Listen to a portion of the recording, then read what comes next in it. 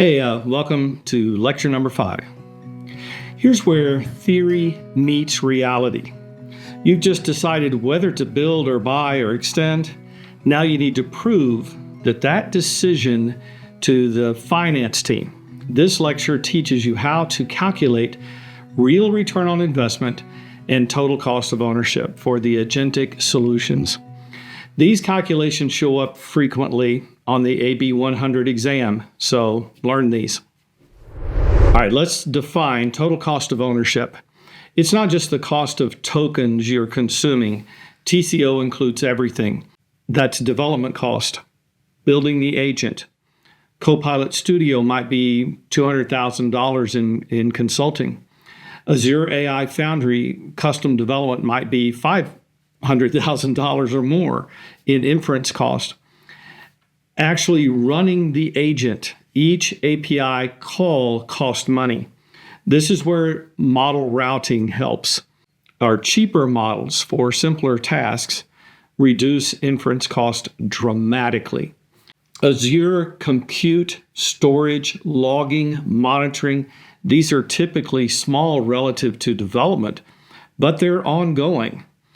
Also, governance and operations, security scans, compliance monitoring, your staff time to maintain and update the agent. Don't underestimate this cost. A 24/7 support agent needs monitoring, incident response, periodic retraining. Change management costs. Training your team, adapting processes, managing adoption. When requirements change or performance drifts, there's rework. So here's the table that breaks it down. Development, usually 20 to 30% of total cost. Model and inference, that's 25 to 40% depending on your usage volume. Infrastructure, 10 to 20%. Governance and operation, 10 to 20%. And change management, 5 to 15%.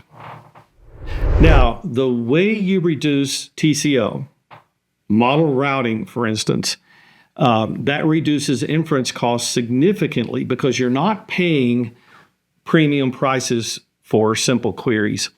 Reusing agents and prompt libraries reduce development cost because you're not building from scratch each time.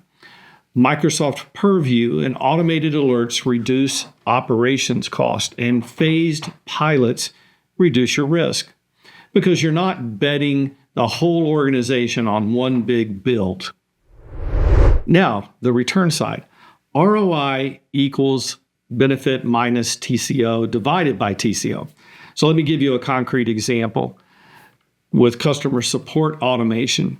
So with setup, you currently have, say, 50 support agents, each handling 10 tickets per day.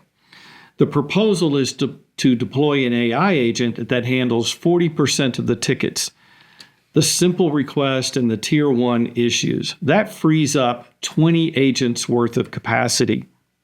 The benefits are 20 full-time positions at $70,000 each equals $1.4 million in labor reallocation.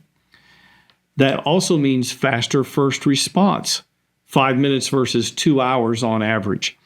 That improves customer satisfaction.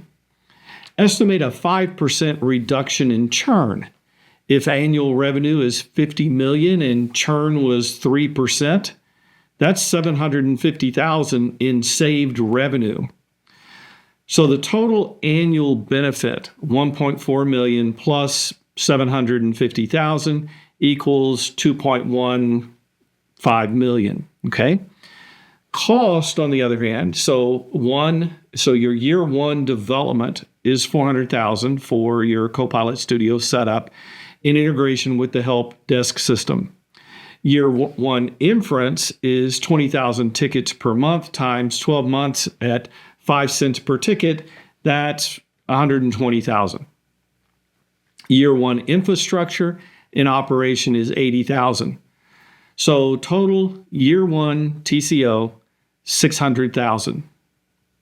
So ROI year 1, $2.15 million in benefit minus $600,000 in cost divided by 600,000 equals 258%. That's compelling a business case. You might even achieve ROI in the 3 to 4 months, like break even in 3 to 4 months operationally. So here's the exam insight. Your answer should include all cost, not just development. It should be realistic. Not we'll save $5 million and it costs nothing. And it should show phased thinking. Year 1, we pilot with Tier 1 support. Year 2, we expand to Tier 2. This reduces risks and lets us prove value before scaling up and out. That's risk-aware business thinking. The exam rewards that. 4 things to remember. First, TCO includes development, inference, and infrastructure, as well as governance and change cost, not just tokens. Second, ROI is benefit minus cost divided by the cost. Use realistic, provable, quantifiable numbers. Third, show phased approaches to reduce risks and demonstrate value early. As a software developer, I can tell you it's always a benefit to get features in front of your customer as soon as possible. Even if it's a work in progress, the faster you show progress, the more buy-in you get from that customer. Fourth, identify cost reduction opportunities like model routing and reusable components.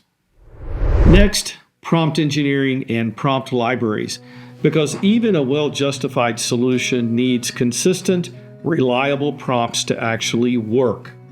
The last thing we want to have happen is to have a great idea that we can actually justify from a money standpoint and then fail in the implementation.